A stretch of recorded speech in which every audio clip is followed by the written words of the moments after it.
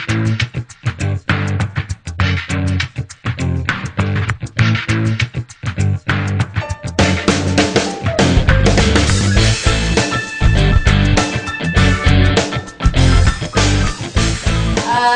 kita udah sempat mendengarkan saya berbicara, Kang Purwa berbicara ya. Sekarang waktunya untuk kita menyampaikan pendapat Anda. Anda boleh tanya, Anda mungkin bilang bisa challenge juga. Ini kan Kang Purwa tadi bilang egaliter, bisnis juga egaliter. Jadi kebetulan aja kita yang jadi presenter. Tapi nggak selalu apa yang saya sampaikan atau Kang Purwa sampaikan adalah yang paling benar. Jadi kalau mau di challenge juga boleh. Jadi ini waktunya untuk tanya jawab ya.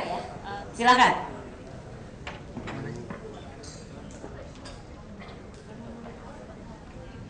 Oke, selamat malam semuanya, Bu Betty, Kang Purwa Caraka. Tadi ini ya Pak, ya kita bahas leadership at the speed of change ya. Terus ya kita semua udah tahu lah Kang Purwa nih gimana profilnya ya. Terus nama saya Joy Surya Dharma. Nah ini saya sempat tanya Om Google lah ceritanya, ingin tahu nih Kang Purwa nih bisa sekarang selain soalnya tadi kan resumenya juga sekilas ya. Jadi saya lihat menarik ya profilnya dulu ya. Sebenarnya memang dari orang tua kan udah ada dukungan, udah mengetahui ya dari kecil kayaknya bakat musiknya, seninya. Nah ini terus tadi Kang Purwa bilang soal anaknya supaya harus dari bawah kayak gitu. Tapi saya lihat ada perbedaan nih dari orang tua terhadap Kang Purwa dan metode yang Kang Purwa terhadap anak-anak. Dalam hal ini saya lihatnya gini, Kang Purwa ada dilihat lah bakatnya ya. Saya lihat sih orang tua juga suka musik, dibilang ada piringan hitam segala macam, udah biasa lah dengan ininya ya. Terus pernah malah hampir ke Amerika ya waktu itu ya, cuma ibu nggak setuju kalau saya bilang karena memang harus tetap ada formal pendidikan, makanya mungkin ke teknik industri UTB. Nah ini saya lihat terhadap anak ini kayaknya beda ya, malah maksudnya kayaknya saya lihat anak ini benar-benar kalau dulu kan orang tua kayaknya difasilitasi tapi tetap harus jalan nih pendidikan ini yang formalnya. Nah menurut Kang Purwa itu sebenarnya bagaimana sih kalau lihat kalau lihat ini sebenarnya saya agak kebayangnya kalau misalnya ya Kang Purwa ini waktu itu ada kesempatan banyak ya waktu ke Amerika atau kemana ada gurunya mau sekolah di sana, atau dengan sekarang kan tracknya beda nih sebenarnya kan. Nah ini apakah akan bisa lahir kayak sekolah musik Purwacaraka ini misalnya, atau dengan misalnya orangnya akhirnya larinya ke bener-bener sesuai dengan passionnya tadi udah dibawa jadi satu track terus gitu istilahnya ya. Nah itu yang pertama. Yang kedua sebenarnya ini kan udah besar, udah 1700 tadi ngomong ya, udah 23 tahun. Nah ingin tahu visi ya terhadap, kalau Kang Purwa lihat terhadap tadi dengan kompetisi semakin banyak itu apa nih inovasi yang Kang Purwa untuk ke depan tetap leading lah dalam speed of change sekarang ini. Terima kasih Bu Betty. Terima kasih Joy. Mas Susilo, silakan. Terima kasih. Nama saya Susilo Cahyono. Saya datang jauh-jauh dari Qatar. Kebetulan saja kan, saya lagi cuti, jadi anak-anak lagi libur summer di sana, jadi kita semua di Indonesia. Kesempatan yang sangat baik buat saya, karena beberapa kali saya mengikuti di Milis Ikatan Alumni. Saya bilang sama Bu Betty, saya iri karena setiap kali ada acara saya nggak bisa datang. Kebetulan pas cuti ada acara, jadi saya sempatkan datang tadi dari Bandung. Pertanyaan saya mungkin singkat saja. Saya pernah baca buku yang judulnya sama, yang ditulis oleh Kathleen. Ada perbedaan ketika dunia yang berubah sedemikian cepat memaksa perusahaan-perusahaan itu juga untuk berubah, karena yang akan memimpin adalah perusahaan yang disebutkan oleh Bu Betty bahwa inovasi adalah suatu prasyarat mutlak. Kemudian bagaimana mengadaptasi lingkungan yang bergerak semakin cepat ini, juga kondisi globalisasi yang mau tidak mau memaksa segala sesuatu harus disesuaikan kembali, termasuk budaya kerja, termasuk SOP atau apapun disebutnya. Nah, pertanyaan saya tadi belum kelihatan dalam presentasinya Kang Purwa, bagaimana mengantisipasi hal ini berkaitan dengan 82 outlet yang dipunyai dengan 1.700 pengajar, juga sekitar 19.900 anak didik. Ketika masih di Indonesia, anak saya sendiri juga ada dalam salah satu sekolah Kang Purwa. Kemudian pertanyaan kedua, ada titipan dari teman tadi. Dia bilang kurang setuju kalau leadership itu lebih condong ke mempengaruhi, tapi menginspirasi. Bagaimana pendapatnya? Baik Bu Betty atau Kang Purwa, saya kasih kesempatan untuk menjawabnya. Untuk pertanyaan kedua, terima kasih. Silakan. Terima kasih Mbak Betty. Untuk pertama kali sejak kenalan sama Bu Betty saya panggil Mbak. Dan terus terang malam ini saya salut sekali kepada Kang Purwa karena ini tadi memang unik ya, bisa memadukan otak kanan dan otak kiri atau intuisi tadi ya. Karena terbukti sebagai musisi sangat berhasil, namun sebagai leader atau pemimpin bahkan owner sebuah perusahaan juga berhasil. Nah ini saya mohon sharing lebih dalam lagi tentang mungkin time managementnya. Karena sebagai seorang musisi kadang kerja berdasarkan mood. Yang saya tahu mayoritas seniman itu seperti itu. Lagi nggak mood, nggak ada inspirasi, akhirnya nggak jalan proyeknya. Sementara sebagai seorang leader atau owner sebuah perusahaan harus bekerja berdasarkan timetable. Nah ini mohon sharingnya lebih dalam lagi. Bagaimana mengelola pada saat harus bekerja berdasarkan timetable. Ini kan ada target-targetnya sebuah perusahaan, tapi kadang lagi nggak mood nih. Ini bagaimana mengelolanya? Terima kasih. Terima kasih Mas Niko. Ya silakan. Saya Edo Barat. Pertanyaan saya sebenarnya tidak jauh banget dengan tadi Mas Niko, bahwa Kang Purwa dari mengelola 80 outlet dengan 1.700 kepala lah, orang tersebut sangat menikmati. Kenapa? Waktu diceritakan bahwa dengan passionnya, dengan segala macamnya itu, Kang Purwa memberikan semacam manajemen saya nggak tahu ya, karena saya juga punya bisnis dengan 1.700 kepala, dengan manajemen by humor lah, manajemen by yang sangat-sangat dinikmati. Karena saya juga punya usaha memanage beberapa orang aja, kadang-kadang pusingnya setengah mati gitu aja. Dengan 1.700, saya cuma pengen tanya Pak, bagaimana kuncinya bisa memanage dengan enjoy-nya Kang Purwa ya, memanage 1.700 orang tanpa ada stres? Karena kenapa? Sampai sekarang kayaknya enjoy aja mukanya itu. Terima kasih. Selamat malam. Masih dari yang pertama Mas Joy, saya kagum nih Mas Joy, tahu track record saya dari detail banget gitu ya. Dari kecil baca di mana tuh Mas? Di Google. Wikipedia. Wikipedia ya. Oh, lumayan ya saya ditulis seperti itu di Wikipedia. Cuma Wikipedia bilangnya 50, salah tuh, mestinya Nggak apa-apa, 82. belum diupdate. Bagus, malah kan bisa menyembunyikan sebagian dari pendapatan pajak. Oke, jadi pertanyaan dasarnya sebetulnya begini. Ada persepsi yang berbeda ketika orang tua saya kepada saya dan saya kepada anak saya. Ya tentunya itu juga menyertai semangat kepembaruan untuk saya. Sebab begini, ini cerita lucu-lucu lagi nih ya. Pada saya Oktober 86 itu lulus di TI. Sebulan kemudian saya mengunjungi mbah saya. Hari itu beliau masih hidup. Ya, umurnya sudah 90 sekian. Lokasinya di Jawa Timur, di Nganjuk. Rupanya bapak saya sudah menyurati ibunya atau mbah saya bahwa cucunya lulus ITB. Wah, itu kan zaman dulu tuh. Wah, zaman dulu itu kan udah kebanggaan yang sangat luar biasa gitu. Terus jadi ketika saya masuk rumah mbah, kalimat pertama yang diucapkan sama mbah saya gini, "Aduh, Nger, saya dengar kamu sudah lulus ya, lulus insinyur. Gitu, kan?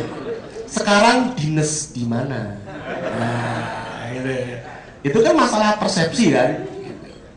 Terus saya bilang, enggak Mbak, saya nggak kerja mana-mana, saya main musik. Lihat ya, saya main musik. Tapi Mbak saya bilang, aduh, jangan jadi pemain band. Persepsi lagi kan, gitu. Bahwa kalau main musik pasti main band, benar nggak? Gitu. Saya susah menjelaskannya pada hari itu. Saya nggak main band di mana-mana, nggak main band di hotel gitu loh. Jadi masalah persepsi. Jadi saya pikir bahwa kalau kerja musik itu mungkin teman-teman sekarang lihat ada 3 sinetron saya di TV, sudah 600 episode, ya, Putri yang ditukar. Nggak tahu ya, saya juga nggak pernah tahu sebenarnya, karena saya tag-nya di TV One sama Metro, ya kan. Sementara itu di RCTI itu ada anugerah, ada dari sujud ke sujud, ya kan. Itu kan penghasilannya semua sepertiga dari mengelola 82 cabang Purwacaraka. Gitu, ya kan. Saya hanya menggambarkan outputnya aja supaya outputnya bisa diukur gitu loh, bahwa main musik itu nggak cuma main band, cuman itu kan persepsi gitu ya. Ya. Sama juga ketika saya pertama kali kredit rumah di Bank Niaga gitu. Yang ditanya itu, Mas, kalau main band di hotel gajinya berapa? Wah, saya susah itu menjelaskan tuh. Saya nggak main band Mbak waktu itu, kebetulan Mbak Esti yang terus pendapatannya dari mana? Oh, kredit rumah. Waduh. Gini aja ya Mbak, sebetulnya penghasilan berapa yang dibutuhkan untuk saya kredit rumah 1,6 juta per bulan ini? Itu was long time ago. Ya kira-kira 6-7 juta per bulan. Ya udah saya bikin 10 juta aja ya, aku bilang gitu. Kan dia malah dibohongin sama saya kan sebetulnya ya. Tapi ya itulah kondisi persepsi yang terjadi. Jadi kalau saya pikir kalau memang main musik itu bisa jadi warga negara kelas 1, bayar pajak bener, penghasilannya menggembirakan, mensejahterakan, kenapa saya juga harus membatasi anak saya untuk menjadi pekerja seni? Intinya itu. Anak saya yang pertama pernah berkelahi sama ibunya karena nggak mau suruh latihan piano. Udah nangis pergi keluar deketin saya, Pak, Adit nggak mau kalau jadi pemain piano. Ya udah, kamu maunya apa? Saya lebih senang di film. Ya udah, tunjukkan. Aku bilang gitu. Akhirnya dia sekolah perfilman di Melbourne. Selesai. Anak saya yang kedua, alhamdulillah sarjana musik. Yang ketiga, alhamdulillah sarjana arsitek. Jadi ya sudah, saya arahkan mereka gitu ya, sesuai dengan bidangnya, karena memang saya lihat talented di bidang itu, kenapa tidak gitu. Jadi kalau Anda bilang ada perbedaan persik, memang berbeda, memang berbeda. Saya memberikan kebebasan dan pengarahan ya kepada anak saya bahwa semua bidang selama dia tidak memilih yang aneh-aneh benar untuk saya akan bagaimana caranya untuk fasilitasi mereka selama saya mampu dan positif. Itu. Terpuaskan Mas? Ada satu lagi, apa, tadi? Inovasi ke depan, visi dan inovasi ke depan. Oh, visi tadi ya? Jadi gini, banyak yang terlintas di pikiran saya kalau saya lagi di kamar mandi gitu ya.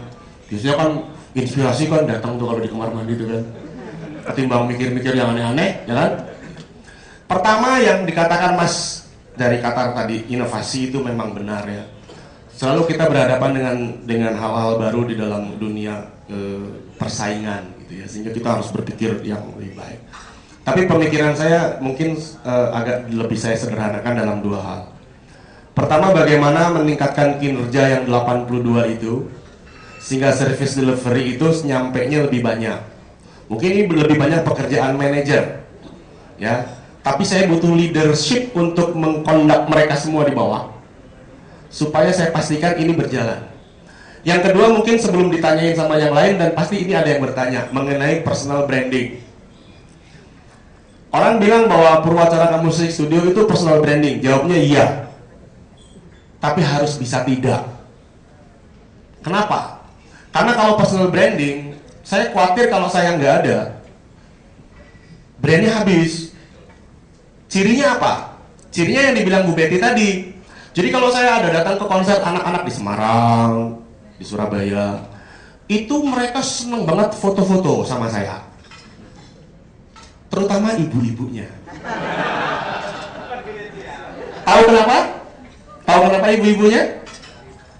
Karena anaknya sebetulnya tidak memandang Purwacaraka itu sebagai artis yang mereka idolakan pada dasarnya, karena mereka sudah berpindah idola kepada Pasha Ungu.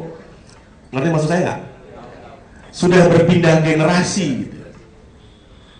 Oleh sebab itu saya melakukan policy-policy di dalam perusahaan yang bisa memindahkan atau mentransformasikan personal branding ini ke dalam institution branding in coming 5 years. Ya, in assumptions of one generation is contains by satu generasi itu berapa? 20 tahun ya, kalau dalam ilmu sosial. Sehingga kalau sekarang ibu-ibunya menyekolahkan anak-anaknya ke Purwacaraka Music Studio karena tingkat kepercayaan, karena dia tahu saya siapa, anak-anaknya nanti setelah 20 tahun tahu bahwa Purwacaraka Music Studio itu adalah institusi pendidikan musik. Nggak peduli Pak Purwa itu siapa. Seperti halnya ketika saya datang ke Cambridge, Harvard di Boston, saya lihat ada patung John Harvard di halaman belakang. Kalau kita masuk dari Harvard Square ya, gitu. Dan saya baru tahu, oh John Harvard ini dari John Harvard toh. Saya kira Harvard itu nama satu lembaga aja gitu. Sama dengan kasus anak-anak tahu Mickey Mouse dan nggak tahu Walt Disney itu fotonya yang seperti apa, nggak peduli. Karena Mickey Mouse itu sudah menjadi ikon dan lambang walaupun cuma digambar kupingnya, ya kan? Itu transformasi namanya. Nah, saya nggak sehebat Walt Disney lah. Yang penting saya bisa meletakkan lembaga pendidikan ini adalah lembaga pendidikan yang kompeten, dipercaya orang, kredibel, sebagai sebuah lembaga, nama lembaga. Mungkin 30 tahun lagi anak nggak tahu kalau Purwacaraka itu sebetulnya nama orang. Salah satu polisinya apa? Salah satu polisinya adalah saya menyengaja tidak datang ke outlet yang sudah dipikir kuat. Kalau dia bikin konser, saya udah bilang sama divisi saya, kamu tolong pilah mana yang saya perlu datang dan tidak datang. Dia akan melakukan diskusi selama seminggu sekali untuk update jadwal saya di 3 divisi. Lalu konsultasi, Pak, yang ini menurut saya atau menurut kami divisi Departemen of Performing Art, Bapak tidak perlu datang. Saya sudah katakan Bapak belum tentu bisa datang. Oke, saya setuju. Oke, tidak dijadwalkan. Padahal saya ada. Itu salah satu polisinya. Dan polisi-polisi lain. Gitu. Ya, jadi ada planning ke depan. Jadi visi saya mungkin sederhananya saya ingin membuat lembaga itu kredibel dan mimpinya di atas saya ingin lembaga itu berkembang menjadi lembaga-lembaga yang punya sinergi dengan kegiatan lain yang disumberkan pada pemberdayaan atau empowering dari isinya, kontennya. Misalnya gampangnya gini, Department of Performing Art yang ada di dalam kita yang tadinya hanya mengurusi konser internal, sekarang sudah hampir setengah IO karena dipercaya orang untuk melakukan konser-konser orang lain. Misalnya Rick Price kemarin, itu yang melaksanakan sebetulnya Purwacaraka Music Studio, hanya tidak menggunakan nama itu. Seluruh garda dari mulai sutradara, pelaksana semua dari pihak kita. Operate Bobo dengan Gramedia misalnya sudah 4 kali, itu juga productionnya kita yang kerjakan. Sampai satu hari kita bisa melakukan produksi sendiri. Nah, karena anak saya Adit di perfilman, harusnya bisa bikin perfilman dari anak-anak dan harusnya bisa bikin recording company. Karena ada sumber daya di dalam, punya fasilitas, kita punya semua, studio kita lengkap, up to date, dengan peralatan yang cukup up to date. Jadi tinggal mau apa tidak mengembangkan, itu aja pertanyaannya. Dan itu mimpi saya, di atas visi. Mungkin anak saya nanti yang bisa eksekusi. Karena saya nggak mau seperti yang lain tiba-tiba besok dikabarkan meninggal dunia gitu ya. Saya kan maunya kan menikmati hidup ya. Umur sudah oversek ya, overseket. Iya dong. Kalau saya sih dulu punya cita-cita 45 tahun saya retire. Sisanya hidup saya sudah final, rumah punya, mobil cukup, anak selesai sekolah, yang satu udah kawin. Mestinya ada penikmatan kehidupan lah ya. Jalan-jalan gitu ya, masih menikmati, jangan kerja terus, kerja bagus Malah kadang-kadang saya bikin joke sama teman saya gini. Ini kan orang kerja yang tadi dibilangin kan katanya kerjanya nggak tahu waktu ya, sampai pagi gitu di studio. Terus kita dibilangin gini, kita tuh seharusnya masuk surga loh. Karena kerja itu kan ibadah katanya. Nah ini kerja kita udah kayak gini kan setara dengan kerja yang lain gitu kan, ibadah yang lain gitu. Ya ini jokesnya gitu ya. Tapi saya mungkin mau jawab langsung ke pertanyaannya tadi mengenai timetable. Timetable saya berhubungan dengan jawaban yang saya katakan tadi bahwa ada desain policy dan lain-lain. Jadi jangan pernah berpikir bahwa saya tiap hari harus ada di sini, ada di sini, ada di sini, ada di sini, enggak. Kantor saya juga mobile, mereka bisa kirim email sama saya bisa sign and free, kirim persetujuan lewat email ya. Saya menggunakan IT walaupun saya termasuk yang gaptek karena saya nggak punya BlackBerry gitu ya. Saya pakai handphone jadul C5 Nokia, ini juga udah banyak error gitu ya. I don't have any baby pin, jadi jangan tanya pin BB-nya berapa ya mas. Nah terus kebetulan saya bukan tipe seniman yang tunggu wahyu. Kebetulan. Wahyunya ada terus. Enggak, sebetulnya begini. Saya tadi udah ngomongin sama mas dari Warta Ekonomi. Dulu saya dihujat sebagai ya ini maaf ya pakai kata-katanya agak kasar karena memang originally katanya begitu gitu. Dibilanginnya pelacur ngamen. Karena dulu saya 1 bulan itu bisa 15-20 jadwal main. Kata yang cuman sekali 2 kali sebulan bilang, wah Purwa itu cuma ngobrol pekerjaan jual-jual murah. Padahal nggak murah juga loh sebetulnya. Hanya saya bisa bekerja cepat karena saya tidak menggunakan dalil wahyu tadi. Saya menggunakan pattern kerja karena saya biasa di ITB dulu kan dihadapkan pada keharusan mengumpulkan tugas, menyelesaikan bab 1 jam 10 harus ada di dosen pembimbing. Jadi ada gunanya juga kuliah ya kan? di ITB. Nah, pola pikir teknokrat seperti itu yang memaksa saya bekerja sistematis. Jadi saya bekerja musik by system dan menjadikan musik sebagai komoditas, bukan sebagai barang seni semata. Kalau saya kerja atau saya melukis 1 bulan 1 dengan probabilitas kualitas 90%, kalau saya melakukan 15 lukisan di dalam 1 bulan dengan kualitas 75%, sementara requirement limitnya ada di 70%, sebetulnya secara industri sudah sah. Bagaimana Anda melihat saya 11 tahun di Gebiar BCA, di Indosiar, saya kehilangan malam minggu saya selama 11 tahun kurang 3 bulan. Setiap hari Sabtu saya muncul live pula, ya live ya Mbak. Kalau begini-begini berarti Mbak paham.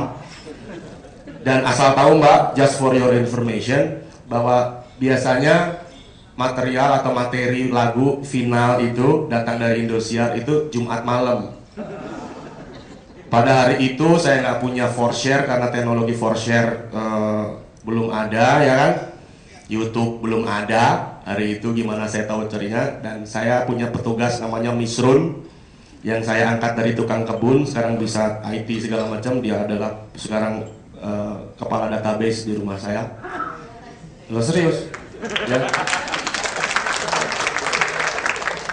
Lalu sekarang dia lalu tarik simpul-simpul di mana CD bajakan. Dia tahu di Blok M Plaza sebelah mana, di Bintaro mana gitu.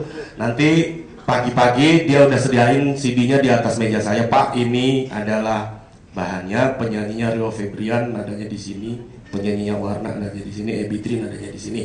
Saya mulai menulis SOP sebetulnya. Aransemen musik itu ditulis seperti SOP. Misalnya begini, ada 4 pemain violin, untuk menggerakkan mereka sama, saya harus tulis skornya. Ada 2 pemain trombon, ada 2 pemain trompet, ada 1 pemain saksofon. Saya harus tulis semua skornya. Ada 1 pemain bass, ada pemain drum, ada pemain piano, ada pemain gitar. Ada backing vokal 3.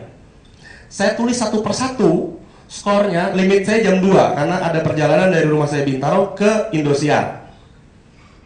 Setengah 4, jam 4, pemain di atas panggung semua. Sambil sound saya bagikan kertas yang saya sudah tulis itu sebagai SOP-nya.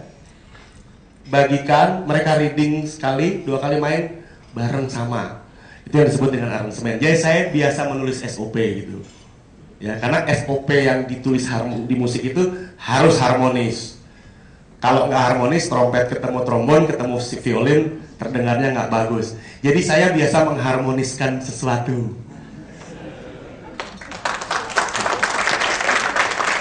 Itu yang membuat sistem kerja menjadi cepat, karena orang itu tidak menghafal, tapi membaca. Gitu. Lalu saya butuh 2 jam untuk seluruh proses itu. Saya loncat dari atas kursi piano. Biasanya cuma punya setengah jam sampai 10 menit untuk make up, touch up, ya. Lalu naik lagi karena countdown langsung masuk opening billboard, ya kan? Dan itu proses berlangsung selama 11 tahun kurang 3 bulan di Indonesia. Ya, jadi itu kenapa saya bisa bekerja dengan sistem, ya, bukan bekerja menunggu wahyu, mimpi, wangsit, gitu ya, dan lain-lain. Lalu mungkin untuk Mas yang dari Qatar, mungkin kita nggak sempat ketemu di Suk Wakif ya. Nah, nanti saya kalau ke Qatar lagi ya. Memang inovasi itu kita butuhkan. Proses ini memang sedang berjalan juga. Ada beberapa produk yang kita launch baru, ya, seperti produk anak-anak untuk musik anak-anak dan lain-lain. Kita tahu bahwa sekarang banyak orang-orang percaya bahwa musik adalah positif, ya, walaupun mereka nggak mengerti penuh positifnya seperti apa, tapi belief itu untuk kita adalah satu benefit gitu, yang untuk secara bisnis harus bisa dimanfaatkan dan secara musik harus bisa di serve gitu, ya. Itu yang kita lakukan. Sementara kita juga melakukan penetrating yang lain-lain gitu. Terus kita bisa mengatakan bahwa oh, motivasi mereka pasti uang gitu, ya. Karena dari kalau kita lihat dari kuadran tadi, dia ada di mana, kita tahu di mana gitu. Tapi kalau kita menghadapi pada satu tingkat intelektual tertentu, ya ini yang menjadi PR sebetulnya, karena bagaimana kita bisa menyatukan visi, mengatakan bahwa kewajiban itu perlu, bahwa hak itu juga perlu gitu ya, di dalam hubungan timbal balik itu agak berat untuk saya gitu. Kadang-kadang banyak peluang yang selalu seperti apa ya, semua opportunity itu bisa dimainkan gitu loh, ya, intinya itu. Semakin banyak celah kita berikan, semakin banyak fleksibilitas kita berikan, rupanya juga itu kurang baik juga. Jadi dari experience yang kita ambil bahwa oh, kita putuskan bahwa di level ini kita lakukan pendekatan yang A misalnya gitu, yang tadi gitu. Di level ini saya akan main dalam peranan yang B gitu. Nah, itu pentingnya kita melakukan teamwork, ya. Kalau tidak menggunakan teamwork, berapa besar pun dari mulai 25 di kantor sampai 1.700, even 2.000, kalau sistemnya nggak dibangun dan teamworknya nggak dibentuk, trustnya nggak ditaruh, ya kan, lalu semua yang kita tadi ceritakan tidak dilakukan, saya rasa akan jadi berat. Tapi selama kita bisa menyadari bahwa itu tugas kita, bahwa itu tantangan. Misalnya aja gini, kalau ada masalah gitu, saya selalu bilang, oh gitu ya masalahnya ya. Beda dengan, aduh, gitu ya masalahnya, gitu ya kan. Jadi cara pandangnya lain. Dan saya selalu tertantang bilang, oh kalau gitu caranya gimana ya kita untuk bisa supaya dia besok nggak gitu lagi. Gitu. Intinya itu. Oke, mungkin boleh tekan. Saya mungkin menjawab dari Mas Susilo tadi ya. Memimpin itu mempengaruhi atau menginspirasi. Kalau dalam pandangan saya, menginspirasi adalah salah satu cara untuk mempengaruhi. Ya, jadi kita untuk mempengaruhi, karena pada intinya memimpin adalah kita mempengaruhi orang agar mereka itu melakukan hal-hal seperti yang kita inginkan untuk mencapai suatu tujuan organisasi. Nah, cara untuk mempengaruhi itu bisa melalui inspirasi, bisa melalui suatu komunikasi, bisa dengan membangkitkan motivasi, bisa dengan menjadi role model. Jadi ada banyak cara untuk mempengaruhi orang, dan salah satunya dengan membangkitkan inspirasi. Itu pendapat saya. Anda mau Oke, kita buka sesi kedua. Selamat malam Kang Purwa, saya Zaki. Tadi Kang Purwa sempat ngomong tentang manajemen model ya, model manajemen. Saya ingat saya juga pernah bermain musik sebelumnya. Saya ingat dulu waktu zaman saya SMA atau SMP gitu, kalau saya bilang sama orang tua saya mau jadi musisi, dia bilang mau makan apa kalau jadi musisi, pasti mereka bilang begitu. Saya cuma punya pertanyaan, manajemen model seperti apa sih yang cocok supaya bisa musik ini sustainable gitu, seperti Kang Purwa. Terima kasih. Ya, silakan. Terima kasih, saya Dainsa. Saya coba mau melihat benang merah dari judul tema pertemuan kita malam ini, Leadership at the Speed of Change. Hampir tidak ketemu. Sampailah beberapa menit yang lalu saya dapatkan. Jadi beberapa pembicara di depan bisa saja sinergi untuk membahas sebuah topik, tapi pada malam hari ini saya lihat malah kontradiksi.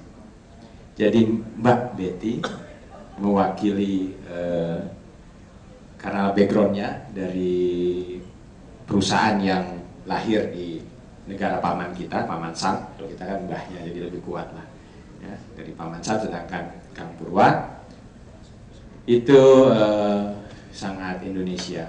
Saya coba kaitkan dengan diskusi beberapa teman beberapa hari kemarin ini, bahwa tahun 2030 Indonesia unggul dibandingkan Amerika, Jepang, dan Eropa di tingkat pertumbuhan ekonomi. Sebenarnya saya mau tanya untuk membantah kontradiksi dua pembicara ini adalah Kang Purwa harus bisa jawab kapan di double, seperti tesisnya Mbak Betty harus double profit itu ya. Kapan di double 82 cabang ini double jadi 150 lebih. Atau pertanyaannya kapan di Melbourne kita buka cabang Purwacaraka Music Studio supaya nggak kalah keren dibandingkan Yamaha yang dari Jepang ke sini. Tantangan 2030 malah harus kita hadapi karena industri itu sudah tidak tahan di tuan rumahnya. Ekonominya jelek, jadi pasti berbondong-bondong ke Indonesia. Kalau Purwacaraka tidak siap, saya tidak bilang orangnya, saya sudah coba anggap sebagai institusinya. Kalau Purwacaraka tidak siap, nanti selain ada Yamaha, ada sekolah-sekolah musik yang lain masuk ke sini. Karena tanpa perlu kiprah Kibi Leadership Center, Indonesia unggul karena struktur demografi yang ideal.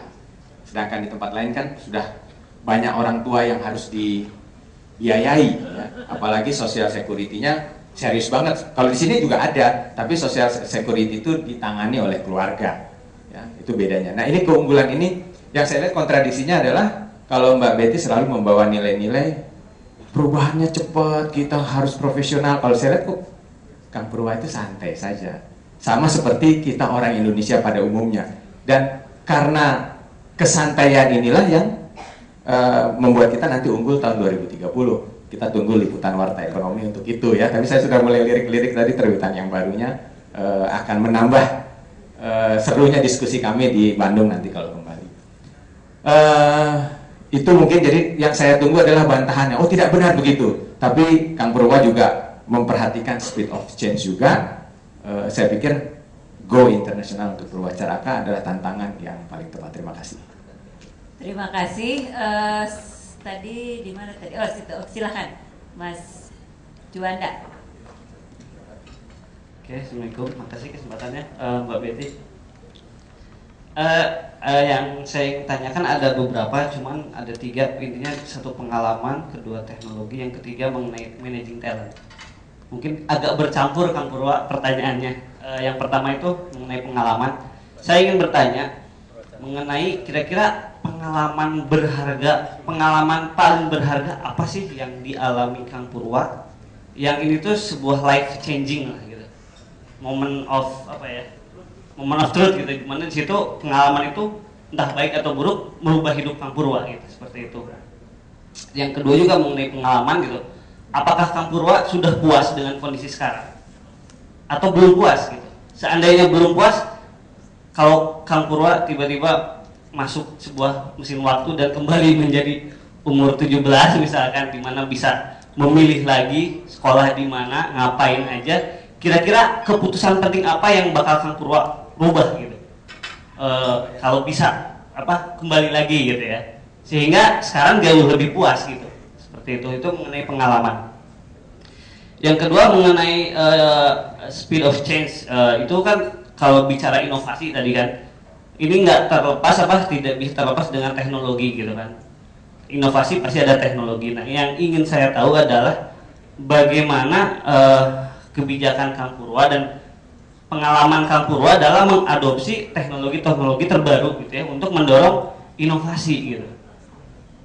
Terutama ya di bidang musik inilah gitu. Dan mungkin saya ingin minta pendapat juga mengenai, karena kan selain industri sekolah musik gitu ya, justru yang lebih banyaknya juga nggak tahu yang mana, apakah bermusiknya sendiri atau sekolah musik. Tapi kalau bicara bermusik sendiri kan sekarang udah era digital gitu ya. Saya ingin bertanya mengenai Kang Purwa mengenai fenomena industri musik di dunia digital ini gitu. Apakah Kang Purwa setuju dengan ya seperti yang recording itu, bahwa ya semua yang digital tuh harus diblok, harus kayak zaman dulu musik itu harus berbayar mahal gimana gitu ya? Atau setuju dengan paham yang musik tuh udahlah yang digital tuh free aja, sekarang kita harus cari model bisnis baru gitu, jangan berharap orang bayar dengan download gitu kan, atau gimana caranya download itu harus bayar gitu. Nah, mana menurut Kang Purwa yang sebaiknya industri musik digital ke depan tuh harusnya seperti apa sih gitu? Itu mengenai teknologi. Yang terakhir mengenai managing borongan.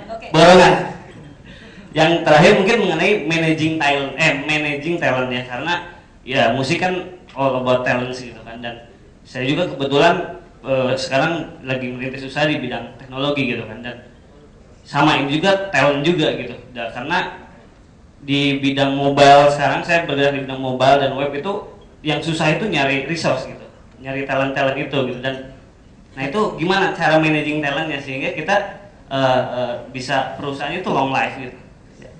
Sekian, terima kasih. Sebetulnya gini ya, kalau musisi itu kan harus dibagi-bagi. Pertama ada yang disebut dengan talent, ya di TV station juga disebut talent tuh. Biasanya artis, ya talent. Orang yang nyanyi, yang menari itu talent tuh.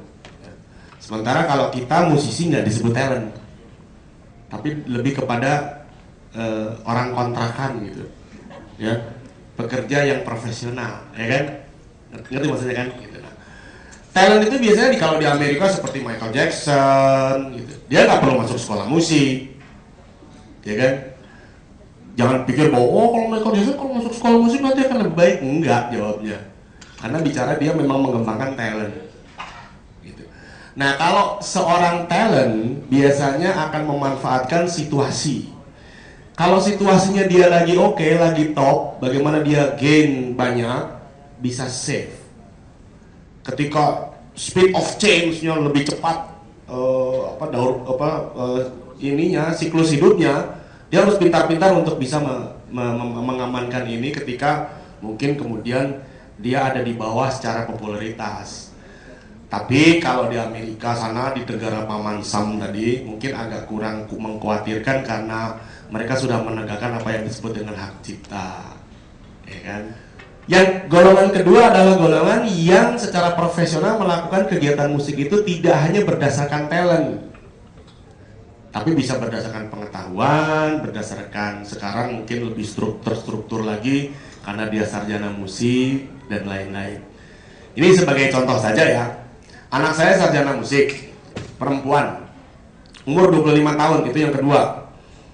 Ya, dia sekarang ikut musikal Gita Cinta, ikut on rock, ikut ini, rekaman itu. Tapi dia punya pekerjaan rutin, mengajar di SMP 2 hari seminggu, 2 jam sehari di sekolah Nasional Plus tentunya ya. Setahu saya sih pendapatannya dari ngajar itu 5 juta. Lumayan lah ya. 2 hari seminggu, 2 jam, 5 juta. Menurut teman-teman oke nggak? Oke kan? Lu belum tentu dapat segitu kan sebulan kan? Nah, itu dia. Itu menunjukkan gitu loh, bahwa kalau kita itu masuk ke dalam edukasi secara lebih serius, masa depannya akan lebih baik. Kalau hanya mengandalkan talent, ya pintar-pintarlah memanfaatkan situasi yang ada. Gitu. Jadi kalau mau sustainable ya tentunya jawabannya cuma satu, bahwa musik itu sebetulnya sebuah ilmu. Ya, kalau di dalam konteks S1 kesetaraan dengan ilmu lain, ya kalau di Amerika sana ya S1 itu bisa ke military, ya kan? S1, makanya kalau main The Star Spangled Banner itu bagus, nggak kayak Korsik main Indonesia Raya, jauh banget hasilnya, ya kan? Saya pernah datang ke Washington, di situ ada John Kennedy Center of Performing Arts di Alexandria, di Georgetown di belakang. Di situ ada 7 teater, satunya free of charge untuk seluruh orang, setiap jam 6 ada performance. Hari itu 26 Desember, saya ingat Christmas, ada 3 orang trombon. Saya tanya sama anak saya, lu mau nonton nggak trombon? Wah, trombon ngapain? Berempat kalau salah. Iya, lu lihat dulu, aku bilang duduk sini. Dah tuh permain trombon keluar, kayak main pun dia nggak berhenti loh nonton 1,5 jam nonton trombon 4. Terus mereka memperkenalkan diri, saya sersan ini, saya keluaran Ohio, Bachelor of Music. Jadi semuanya memang sudah terstruktur dalam pekerjaan ya. Jadi nggak kayak kita kan masih aneh gitu ya kan penerimaannya. Kalau mereka struktur hubungannya itu antara pendidikannya dengan institusi yang bersangkutan itu bagus sekali infrastrukturnya gitu. Nah kalau kita udah bisa begitu, oke, gitu ya. Nah itu jadi jawabannya kalau menurut saya, Anda kalau misalnya punya pengetahuan paling enggak bisa ngajar, itu kunci yang paling saya kasih tahu aja. Gitu. Sebab to be an artist kadang-kadang juga sebuah pertaruhan judi ya. Ya kadang-kadang yang nggak bagus main kayak Kangen Band top, ya kan? Bener ya? Nah, kan susah ukurannya ya. Udah hebat-hebat main nggak top juga, ya kan? Ya. Kalau ukurannya top, nggak top, susah, saya nggak bisa jawab, ya kan? Tapi kalau about sustainable in your life to be a very serious musicians, let's do it. Gitu. Oke? Itu ya. 2 soal go international. Oh saya tadi ya, go internasional. Ya, jadi sebetulnya dalam rangka itu, gitu ya, saya ingin menjadikan sebuah institusi yang kredibel dulu. Kalau rencana deket-deket itu sebetulnya udah ada, ini bocoran aja nih.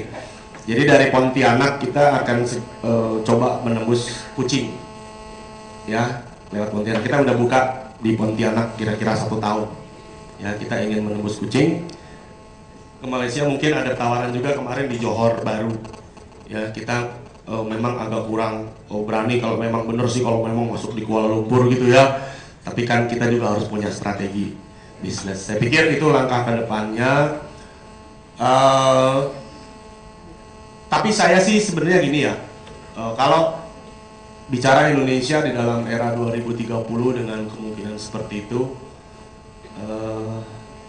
bukan nggak punya cita-cita terlalu tinggi, tapi mungkin go international is not one of the very serious destination gitu ya.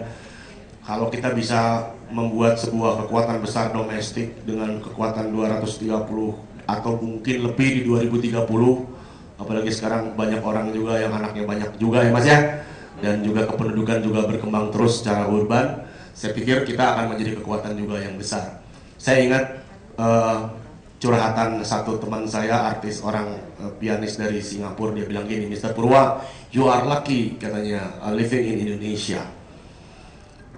Here in Singapore, even 20% of the population buy the CDs, the music, compare with you with only 10% from 230 berapa tuh? Million, ya kan, people as a buyers of your product, itu udah very different amount, dia bilang gitu, ya kan.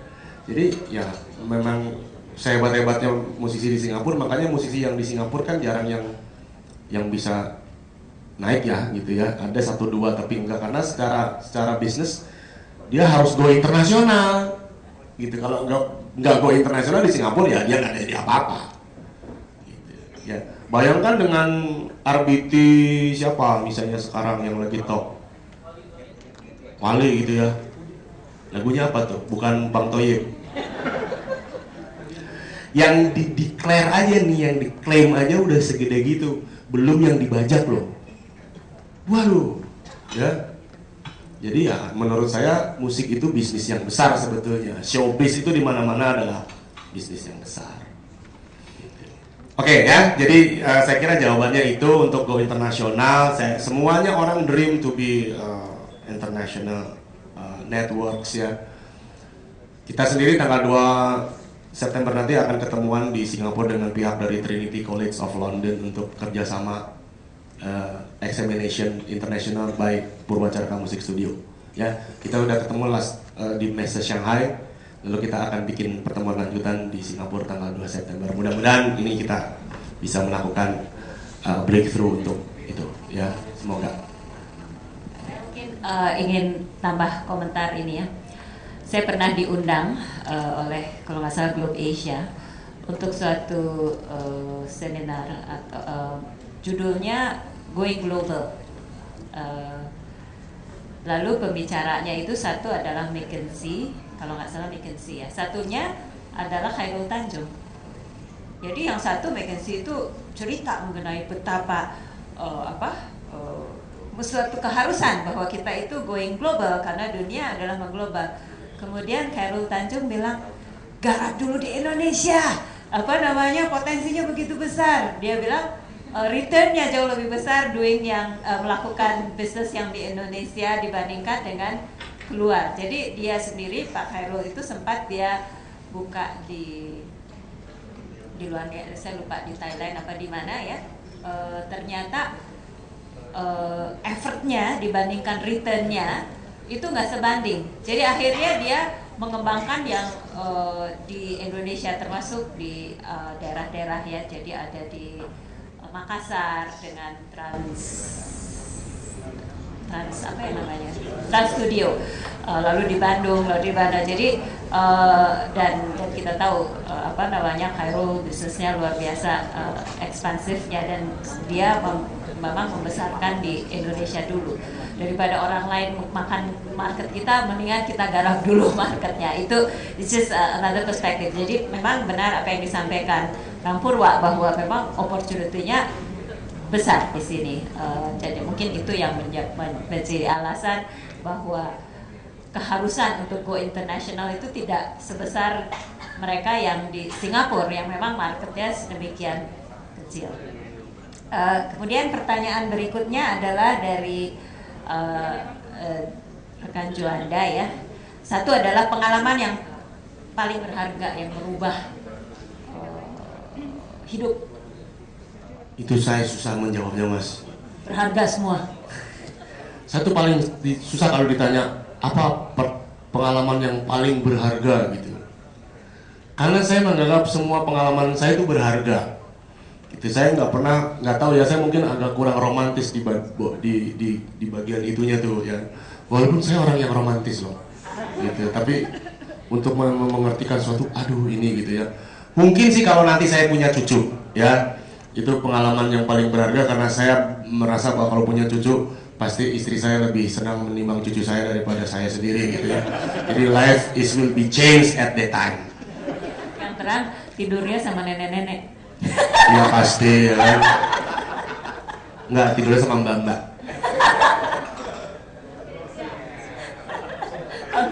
Confidential. Kemudian Kang Purwa ini puas nggak dengan kondisi sekarang? Enggak. Kalau bisa mundur lagi, adakah keputusan? Nah, itu yang juga saya takut untuk menjawabnya, ya kan. Berandai-andai mundur gitu untuk seorang saya, kecuali kalau saya di Rundung Malang gitu ya. Saya mundur. Takutnya kalau mundur terus ditanya apa yang pertama kali Anda tadi tanya apa akan dirubah gitu ya. Saya pasti tidak akan menjawab mengganti istri saya. Itu pasti kan.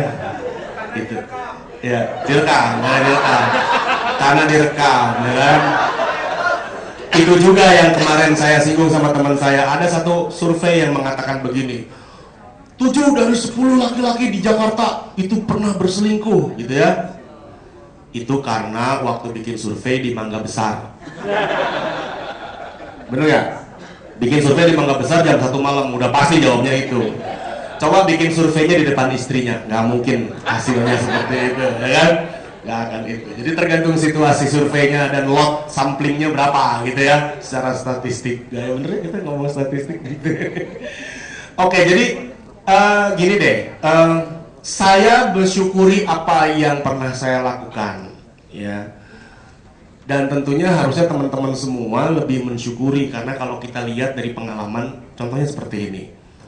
Saya membutuhkan lebih dari 20 tahun loh untuk berdiri di sini, untuk berani ngomong seperti ini.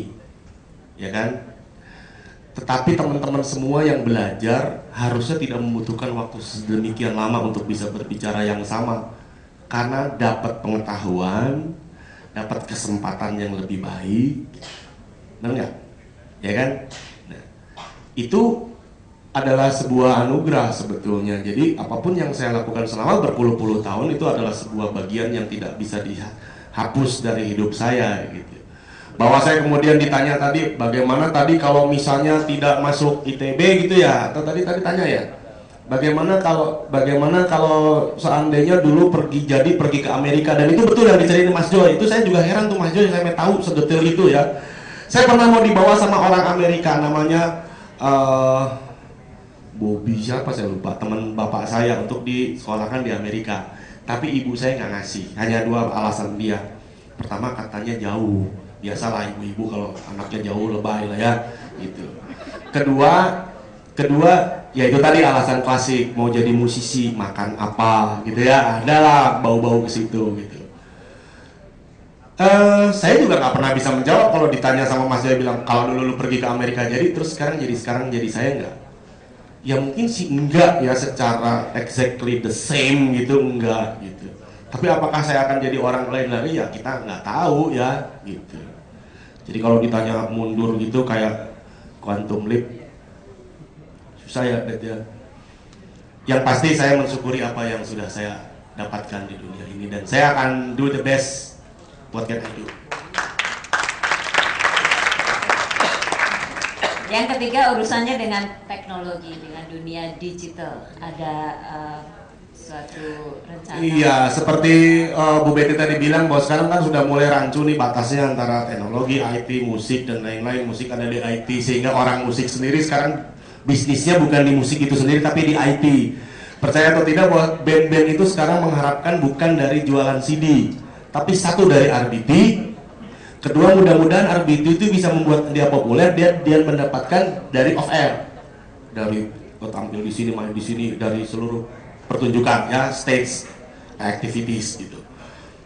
Sehingga menurut saya itu mengkhianati semangat pertamanya bahwa sebetulnya harusnya yang dijual kan CD recordingnya gitu. Tapi itulah yang terjadi. Plus di tengah-tengah ditambah lagi law enforcement kita terhadap pembajakan lemah sekali. Lengkaplah sudah penderitaan orang-orang itu kan. Dan kemudian terjadilah satu akumulasi dan akulturasi dari persoalan-persoalan tadi menjadi kita sulit membedakan. Tapi kalau saya boleh pilih dibebaskan atau tidak, saya tidak setuju dibebaskan. Mendingan kita cari portal sistemnya seperti apa supaya kita bisa bayar. Kok Amazon.com bisa? Gitu. Kita harus bisa.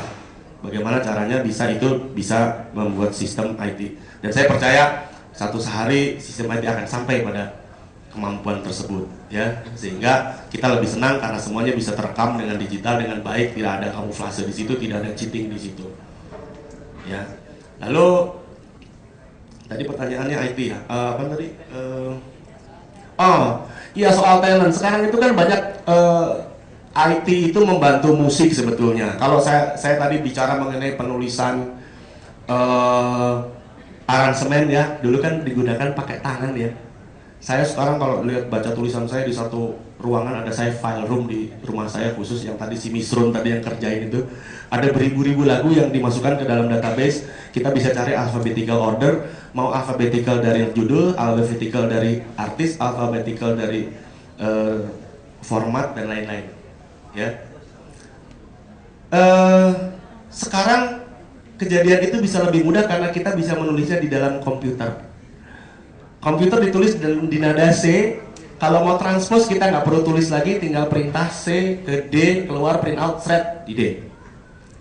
gitu, rapih semua. Gitu. Dan kecepatannya tinggi sekali, bunyinya bisa dicoba dulu di dalam komputer itu.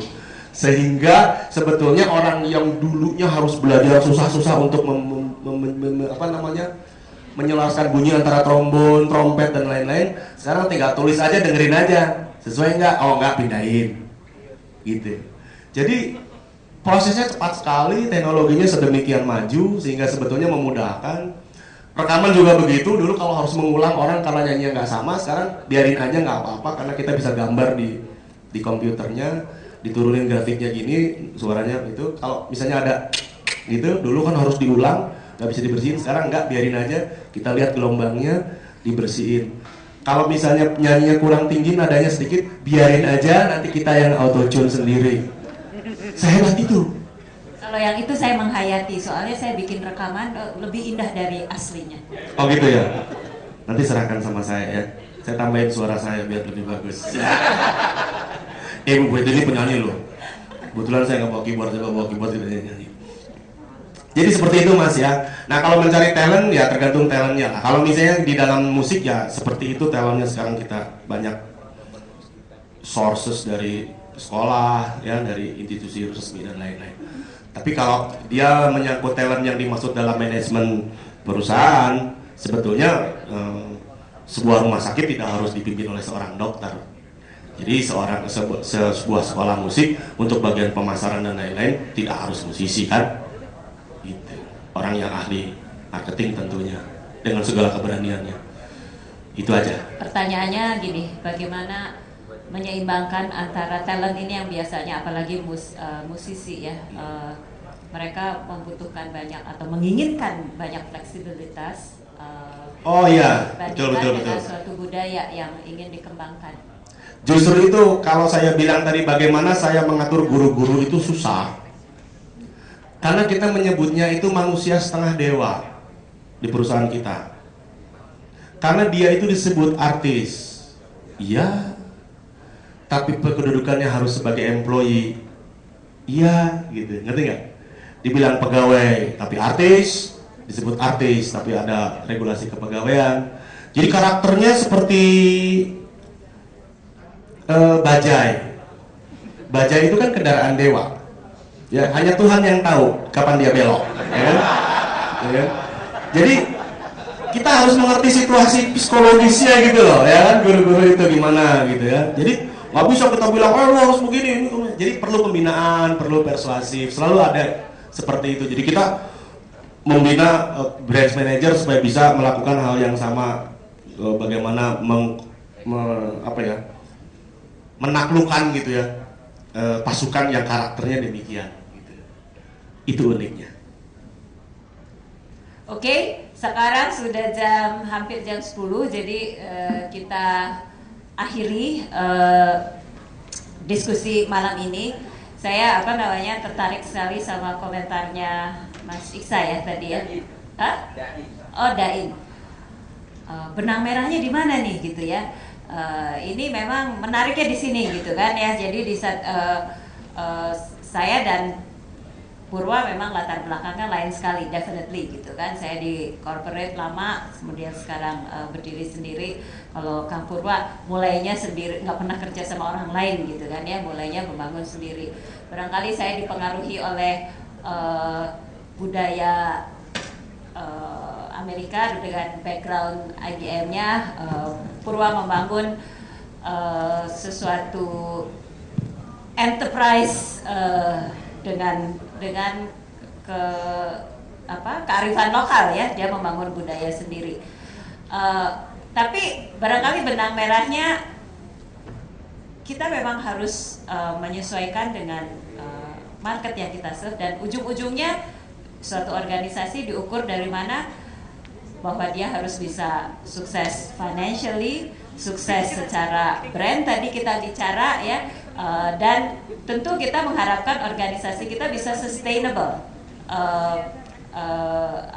dan kalau resep itu yang membuat Purwacaraka sustainable, itu adalah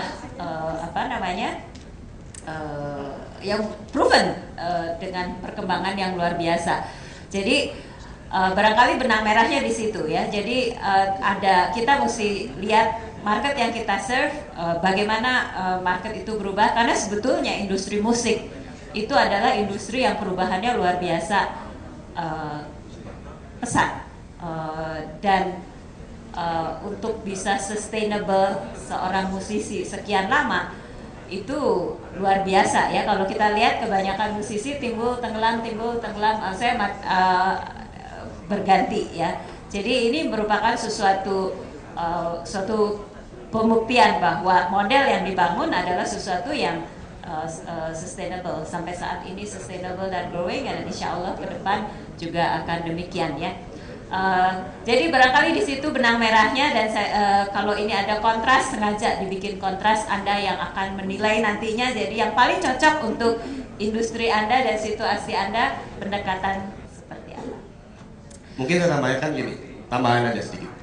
Saya yakin di antara teman-teman semua yang ada di sini mungkin ada yang di top management nggak? Berapa persen yang di top management? Nah, kalau saja 60% ada di middle management, ya, saya hanya ingin katakan bahwa Anda dibutuhkan untuk jadi leader at that level, gitu, untuk mengantisipasi speed of change tadi. Karena kalau Anda tidak punya inisiatif untuk menjadi leader di tingkat itu, dan semuanya ditumpukan kepada leader yang paling di atas, Anda tidak akan pernah membantu persoalan speed of change tadi, gitu. Luar biasa. Jadi betul, pemimpin, kalau saya boleh simpulkan, pemimpin itu bukan hanya yang di atas. Pemimpin itu bisa mulai dari sekarang. Jadi apapun posisi Anda, kita mesti mulai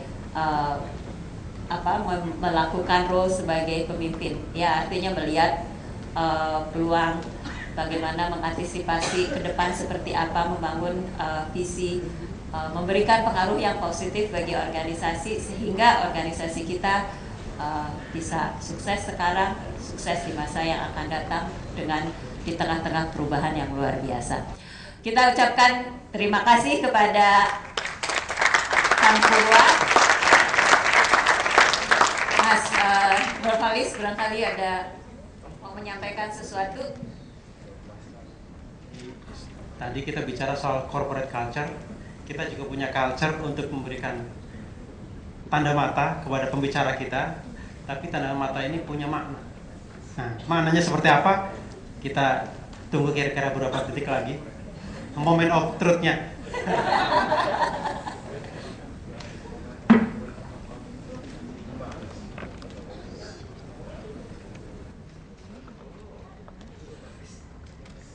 Coba dijelaskan maknanya apa?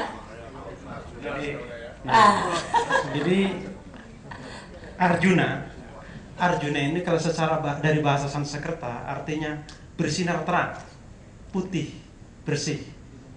Nah, kalau dari sisi maknanya kurang lebih adalah orang yang bertipikal Arjuna itu tipikal orang yang apa yang ada di tampak di depan sama dengan di dalam hati, tidak munafik, gentle, satria, tetap hati, kira-kira itu. Ditambah lagi rupawan dan banyak dikejar-kejar wanita. Makanya itu porsinya Bu Betty sebagai wanita yang bicara. Kita beri aplaus kepada Kang Purwa dan Bu Betty.